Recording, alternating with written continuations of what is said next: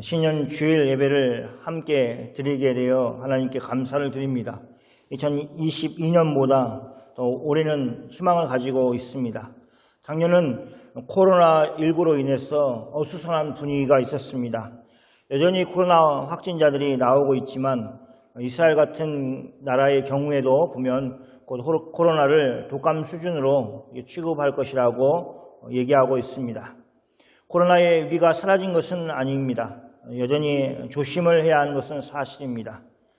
그렇지만 오늘은 좀 더 희망적인 것을 이야기하고 서로 나은 꿈을 꾸는 그런 시간이 되기를 바랍니다. 세상을 비관적으로 보는 사람들은 세상에 대해서 낙관적으로 보는 사람들보다 더 판단을 잘하는 것으로 얘기합니다. 그들의 말은 틀리지 않았습니다. 죄인들이 가득한 세상에서 낙관적으로 생각하는 사람이 이상한 사람일 것이 분명합니다. 그러나 세상은 이런 낙관적인 사람들에 의해서 진전되고 변화되는 것입니다. 좀 더 정확하게 이야기를 하자면 세상을 보아서는 그 어떤 희망도 가질 수 없는 그런 환경이지만 은혜로우신 하나님, 좋으신 하나님이 방관자의 모습으로 계시는 것이 아니라 우리의 아버지 되셔서 우리를 인도하고 계시기 때문에 희망을 가질 수 있는 것입니다. 그러므로 신앙을 가진 사람들은 또 그리고 기도하는 사람들은 절망에 허덕이는 사람이 되어서는 안 됩니다. 오히려 희망을 품고 소망을 품고 살아가는 사람이 되어야 합니다. 그리스도인들의 희망은 우리 스스로가 자가 발전으로 만들어내는 것이 아닙니다. 그렇기 때문에 우리는 그것을 하나님의 말씀으로부터 하나님의 말씀을 듣는 것으로부터 늘 공급을 받아야 합니다. 올해도 성경 일독을 하기 위해서 새로운 도전을 해 주십시오. 성경은 66권으로 되어 있습니다. 한 권의 성경을 읽어보십시오. 몇 장을 읽는 것보다도 창세기, 출애굽기 이런 식으로 권 단위로 읽어보기를 권합니다. 그렇게 읽는 것은 훨씬 더 성경 말씀을 이해하기에 좋은 방식입니다. 제가 또 권하는 것은 여러 번 같은 본문을 또 아니면 같은 성경을 읽으라는 것입니다. 창세기를 3번, 4번 그렇게 읽는 것도 좋고 그보다 더 많은 수로 읽는 것도 좋을 것입니다. 그러면 창세기 한 권에 대한 이해가 더 깊어질 수 있습니다. 세 번째로 설교자로서 한 가지 권하고 싶은 것은 매주 설교하는 성경 본문 말씀을 일주일 내내 묵상하는 것이 좋습니다. 그러면 훨씬 그 말씀의 풍성한 것을 이해하게 될 것입니다. 그렇게 만들어 줄 것입니다. 그렇게 이해하는 것뿐만 아니라 삶 속에서 어떻게 적용할 것인가 하는 것들도 훈련이 되어질 것입니다. 이런 여러 방법들을 동원해서 자신만의 성경 읽기를 만들어 보십시오. 신앙생활은 긴 호흡으로 하는 것입니다. 그러므로 작년보다 올해 더 나은 신앙생활을 하기 위해서 당연히 변화된 신앙의 형태가 있어야 할 것입니다. 본인의 변화 없이 신앙이 좋아지기를 바라는 것은 헛된 것입니다. 23년에는 신앙에 도움이 되는 일들을 실천해 보십시오. 그렇게 노력을 해도 신앙이 좋아지는 것은 쉽지 않습니다. 그런 노력마저도 하지 않는다면 신앙이 좋아질 것은 요원합니다. 오늘 성경 말씀은 무엇인가 새로운 것을 시작할 때 가장 많이 인용하는 말씀입니다. 우리 노예에 속한 더니든의 늘 푸른 교회라고 교회가 있습니다. 오랜 기간 동안 목회자가 없었는데 최근에 한 목사님이 청빙을 받아서 그곳에 부임을 하게 되었습니다.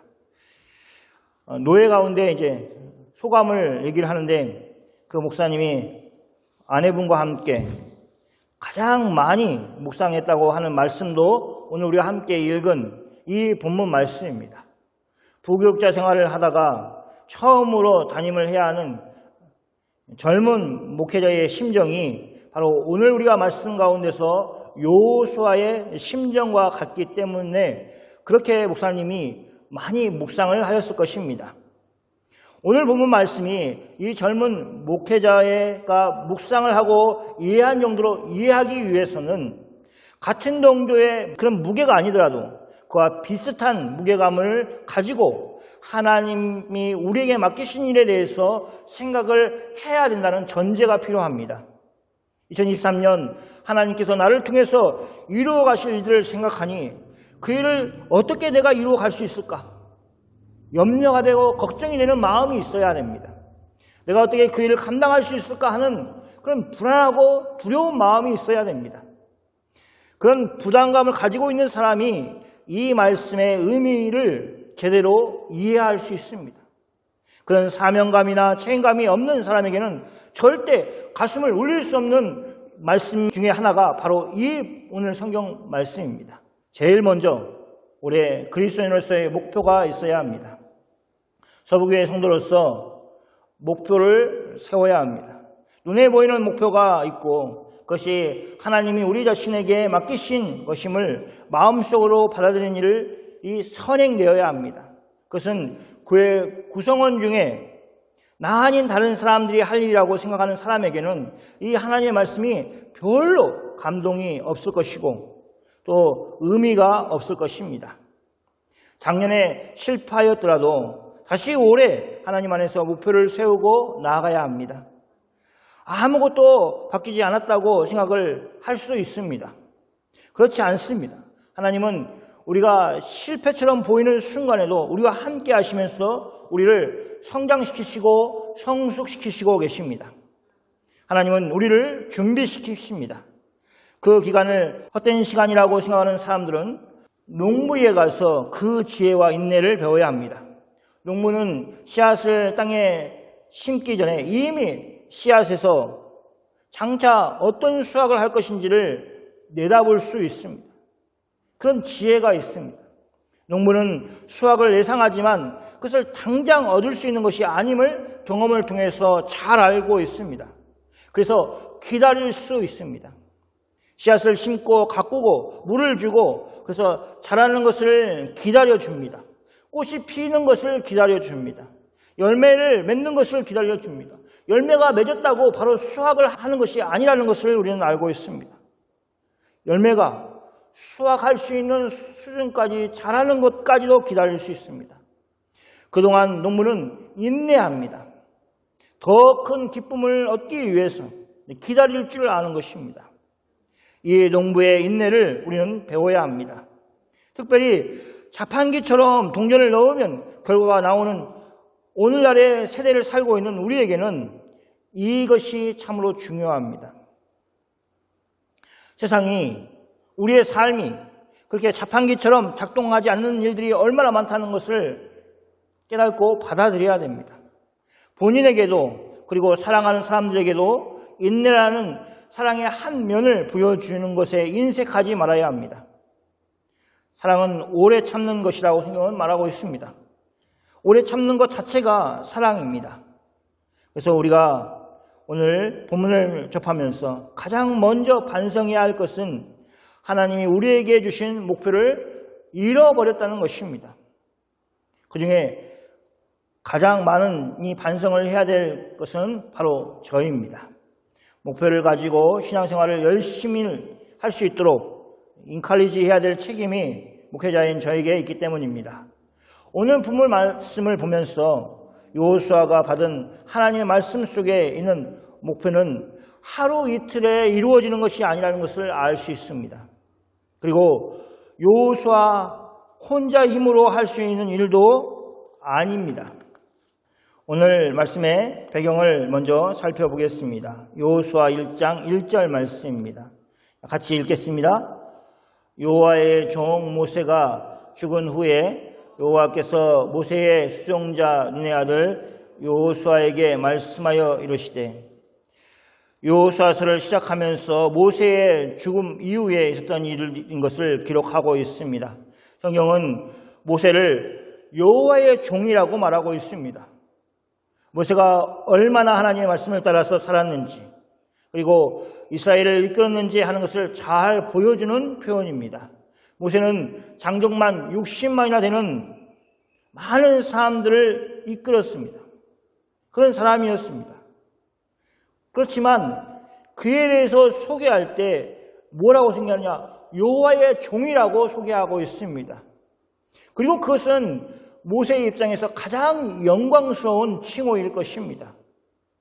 성경은 지도자로서의 모세를 이야기하는 것이 아니라 하나님의 종이었던 모세를 강조하고 있습니다. 그것은 하나님의 일을 하는 모든 사람들의 특징일 것입니다. 그 사람이 어떤 뛰어난 능력이 있어서 그 일을 하는 것이 아니라 하나님이 그를 부르시고 주인이신 하나님이 그를 종으로 사용하셨기 때문에 가능한 것이었습니다. 모세의 수종을 들었던 눈의 아들 여호수아가 여호와의 종 모세가 죽은 후에 어떻게 여호와의 종이 되어서 하나님의 일을 모세처럼 감당할 것인가 하는 것을 성경이 보여주고 있습니다. 그 맨 처음의 시작은 모세를 사용하셨던 하나님이 여호수아를 사용하시겠다고 그렇게 선언하는 것입니다. 그것은 여호수아가 원해서 되는 일이 아니었습니다. 하나님이 원하실 때 될 수 있었던 것입니다. 그래서 이 1절 말씀이 중요합니다. 여호수아를 하나님의 일꾼 삼겠다고 하나님이 말씀하시는 그것으로부터 여호수아서가 시작하고 있는 것입니다. 하나님이 우리를 부르셔서 내가 너를 이 일에 쓰겠다라고 말씀하실 때부터 우리가 하나님의 일꾼이 되어서 일하기 시작하는 시간이 되는 것입니다. 하나님은 여호수아에게 하나님의 일을 맡기십니다. 하나님은 모세가 자신의 종이었던 것과 그가 이미 죽었다는 것을 언급하십니다. 그리고 여호수아에게 모든 백성과 더불어 일어나라고 하십니다. 그것은 모세의 죽음으로 이제 무엇을 해야 되는지 갈팡질팡하고 있는 이스라엘을 여호수아가 일으켜 세우라는 것입니다.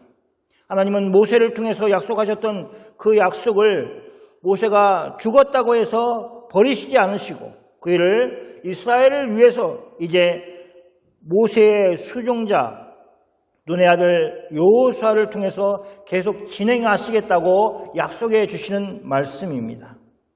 하나님은 전에 아브라함을 부르실 때처럼 여호수아와 이스라엘을 일어나라고만 하신 것이 아닙니다. 하나님은 주저앉아있는 그 자리에서 일으켰을 뿐만 아니라 분명히 가야 될 곳을 가르치시는 그런 부르심이었습니다. 그래서 목적지가 없는 일어남이 아니라 목적지가 분명한 그런 부르심인 것입니다. 하나님은 그 땅에 대해서 하나님이 이스라엘 자손에게 주는 땅이라고 하심으로 그 땅을 줄 수 있는 권세가 하나님께 있음을 말씀하십니다. 하나님은 그 땅을 이스라엘에게 주셨다고 말씀하고 있습니다. 그래서 이스라엘의 영토가 되게 하실 것입니다. 이 얼마나 대단한 약속입니까? 아브라함에게 약속하셨던 그 말씀이 모세를 통해서 이루어지는 것 같았지만 모세는 죽음을 맛보았습니다. 그런데 하나님은 모세가 죽었다고 하나님의 약속을 멈추신 것이 아니라 여호수아를 통해서 이스라엘 백성들에게 약속하신 것을 이루어 가시겠다고 선언해 주시는 것입니다. 하나님의 약속은 이것이었습니다. 그리고 이어지는 말씀들은 그 약속을 이루어 가는데 이스라엘의 지도자로서의 일을 해야 될 여호수아에 대한 것입니다. 하나님은 그 일을 혼자 이루실 수 있음에도 불구하고 여호수아와 함께 일하시기를 기뻐하셨습니다. 우리는 창세기를 시작하면서 하나님이 그 누구의 도움도 없이 오직 말씀으로 천지 만물을 창조하셨다는 것을 봅니다. 하나님은 그렇게 일하실 수 있는 분이십니다. 그러므로 하나님이 사람을 사용하셔서 하나님의 일을 이루어 가신다는 것은 그 사용되는 사람의 입장에서는 영광이고 감사할 일인 것입니다. 하나님이 그를 부르셔서 하나님의 놀라운 일을 이루어 가는 데에 사용하시기 때문에 그렇습니다. 이런 마음의 자세를 우리 모두가 소유하기를 원합니다. 그런 마음으로 신앙생활을 하기를 축원합니다. 하나님은 한 사람 여호수아에게 길게 말씀을 하고 계십니다. 그것은 하나님의 약속을 이루어 갈 사람이 바로 여호수아이기 때문입니다. 그 하나님의 말씀 속에서 가장 많이 나오는 구절은 강하고 담대하라는 말씀입니다. 하나님이 여호수아에게 직접 이야기하실 때 3번 나오고 나중에 한 번 더 나와서 4번 여호수아 1장에 나옵니다. 그렇게 강하고 담대하라고 하신 이유는 1장 5절에서 찾아볼 수 있습니다. 5절 말씀을 같이 읽겠습니다.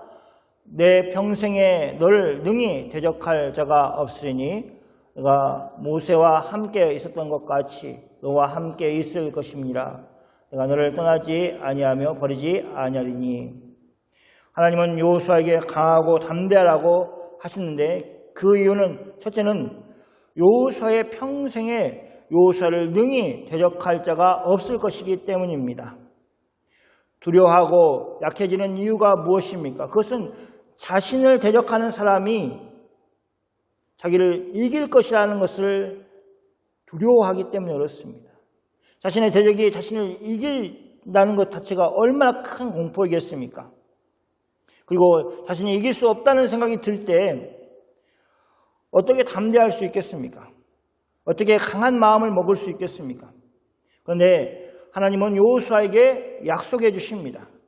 잠시 동안이 아니라 여호수아의 평생에 능히 그를 대적할 사람이 없을 것이라고 약속해 주십니다. 여호수아가 강하고 담대할 수 있는 두 번째 이유는 하나님의 여호수아와 함께 있을 것이기 때문입니다. 하나님은 모세와 동행하셨습니다. 그것은 모세의 수종자 눈의 아들 여호수아가 모세를 모시면서 늘 보았던 것입니다. 모세가 위기의 순간에 하나님의 도우심으로 승리하는 것을 보았습니다. 그러므로 여호수아는 그의 주인이었던 모세가 하나님과 동행하면서 보여주었던 모든 것들이 자신에게도 일어날 것이라는 것을 짐작할 수 있었습니다. 그러므로 하나님은 자신이 여호수아와 동행하실 것이라고 말씀하신 것만으로도 여호수아가 강하고 담대하게 임할 수 있다고 여기셨습니다. 하나님은 여호수아에게 하나님께서 그와 동행하실 것을 약속하시면서 다른 표현으로 너를 떠나지 아니하며 버리지 아니하리라고 강조하셨습니다. 이것은 하나님이 여호수아와 늘 함께 하시겠다는 것을 강조하는 다른 표현인 것입니다. 오늘 말씀을 보면 이 강하고 담대하라는 것은 어떤 것인지를 짐작할 수 있습니다. 그리고 우리가 통상적으로 알고 있는 것과 다를 수 있습니다. 성경에서 이야기하는 강하고 담대한 것은 무엇입니까? 첫째는 하나님의 약속을 붙드는 것입니다. 여호수아 1장 6절 말씀입니다. 같이 읽겠습니다. 강하고 담대하라. 너는 내가 그들의 조상에게 맹세하여 그들에게 주리라 한 땅을 이의 백성에게 차지하게 하리라. 여호수아가 강하고 담대해야 될 이유는 다른 것이 아닙니다. 바로 하나님이 약속하신 그 말씀을 믿는 것입니다. 하나님은 이미 여호수아에게 하나님의 약속을 말씀하셨습니다. 그런데 다시 한번 여호수아에게 강하고 담대하라고 하시면서 하나님이 이스라엘의 조상에게 맹세하여 그들에게 주리라 한 땅을, 즉 이스라엘에게 주시겠다는 그 말씀을 이루시겠다고 확인시켜 주십니다. 그리고 그것은 여호수아가 평생 붙들어야 할 하나님의 약속의 말씀이었습니다. 실제 성경을 보면 여호수아는 가나안 족속과의 전쟁을 하면서 위기의 상황들을 맞게 됩니다. 만약 여호수아의 눈으로 보여지는 그 상황들만 본다면 여호수아는 금방 시리에 빠지고 절망 가운데 빠질 것입니다. 자신들보다 더 훨씬 더 발달된 무기를 가지고 있고 더 강한 사람들이 자신들을 대적해 올 때 얼마나 겁이 나겠습니까? 그런데 그런 중에 여호수아는 강하고 담대해야 했습니다. 무슨 말입니까? 여호수아는 눈앞에 벌어지는 일들이 아니라 하나님의 약속을 믿고 나아가야 되는 사람인 것입니다. 성경은 여호수아가 그렇게 강하고 담대하게 어떤 상황 속에서도 하나님의 약속을 믿고 나간 것을 여호수아에서 보여주고 있습니다. 그가 끝까지 하나님의 약속을 붙들 수 있었던 것은 강하고 담대하라는 하나님의 말씀을 실천하였기 때문에 그렇습니다. 두 번째, 율법을 다 지켜 행하라는 것입니다. 여호수아 1장 7절 말씀입니다. 같이 읽겠습니다. 오직 강하고 극히 담대하여 나의 종 모세가 내게 명령한 그 율법을 다 지켜 행하고 우로나 좌로나 치우치지 말라. 그래야면 어디로 가든지 형통하리니. 여호수아에게 하나님이 요구하신 것은 그가 강하고 담대하여서, 그냥 담대한 게 아니라 극히 담대하여서 율법을 다 지켜 행하라는 것입니다. 이 율법을 다 지켜 행하기 위해서는 강하고 담대함이 필요하였습니다. 성경이 말하는 율법 내지는 율법책은 모세 오경을 말하는 것입니다. 그것이 이스라엘 백성들이 가지고 있었던 유일한 하나님의 말씀이었고 율법책이었습니다. 하나님은 그것을 출애굽한 이스라엘 백성들에게 모세를 통해서 주셨습니다. 하나님은 이스라엘을 구원하신 분이 누구신지 이스라엘이 알기를 원하셨습니다. 그리고 그 하나님과 함께하기 위해서 이스라엘이 어떻게 거룩한 삶을 살아야 되는지 하는 것을 알려주는 책이 바로 율법책인 것입니다. 우리는 성경책이 하는 가장 중요한 기능 중에 하나가 바로 이거라는 것을 기억해야 됩니다. 하나님이 어떤 분이신지를 아는 것, 구원받은 성도가 어떻게 살아야 하는지를 아는 것은 성경 말씀, 하나님의 말씀인 성경을 통해서 이루어지는 일입니다. 우리는 다른 어디에서도 하나님을 배울 수 없고 또 하나님과 함께하기 위해서 어떻게 살아야 되는지를 배울 길이 없습니다. 오직 하나님 말씀인 성경을 통해서밖에 없습니다.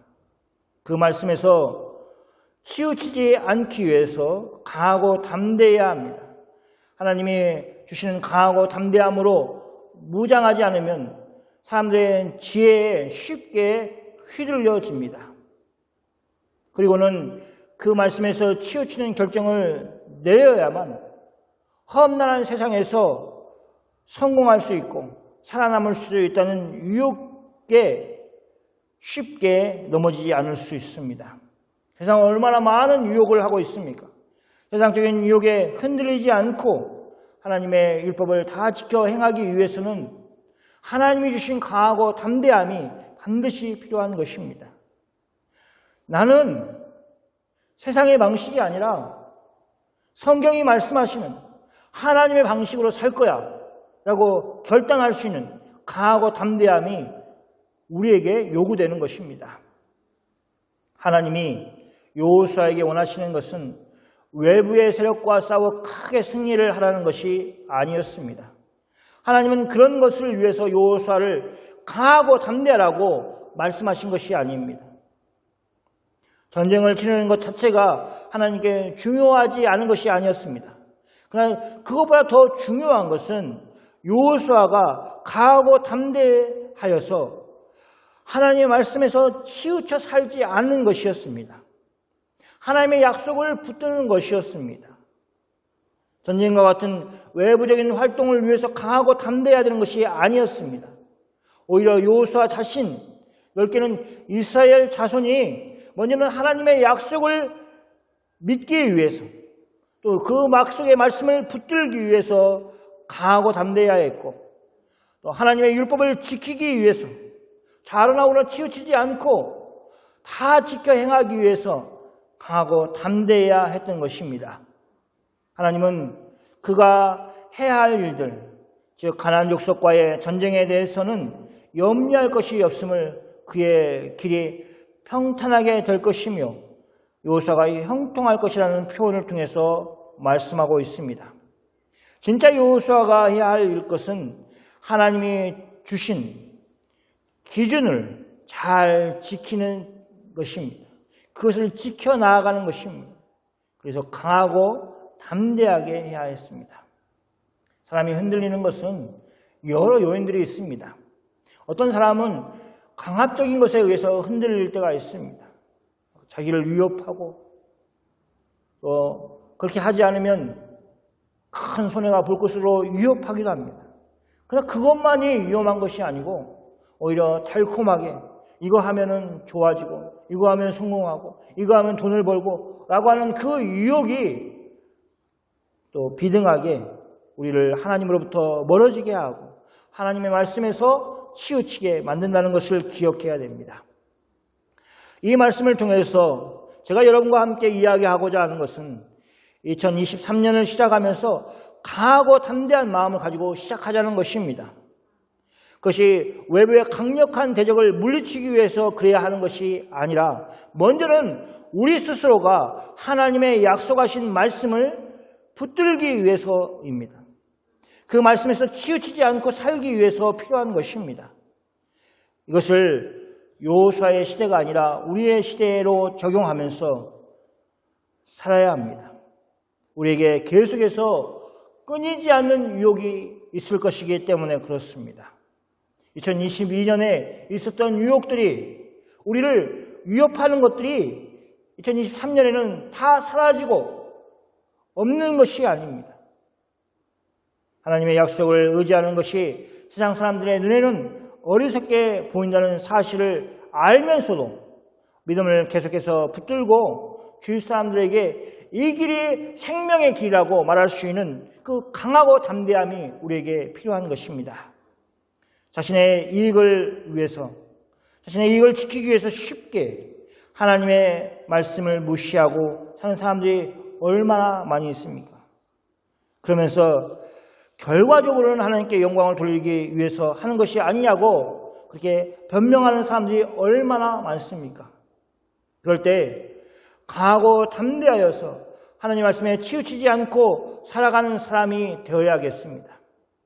말씀에서 치우친다는 것은 말씀을 어기는 것이고 말씀에서 떠나는 것을 의미합니다.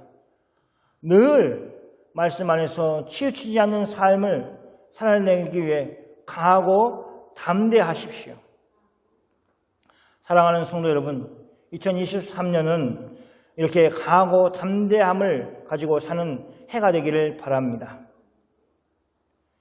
세상과 쉽게 타협하고 고민도 없이 세상의 약속에 눈이 팔려 하나님의 크신 약속을 붙드는 것에 소홀히 하는 신앙생활을 살지 말고 그 어떤 상황 속에서도 강하고 담대하게 하나님의 약속을 믿고 붙들고 신앙생활하는 여러분이 다 되시기를 축원합니다.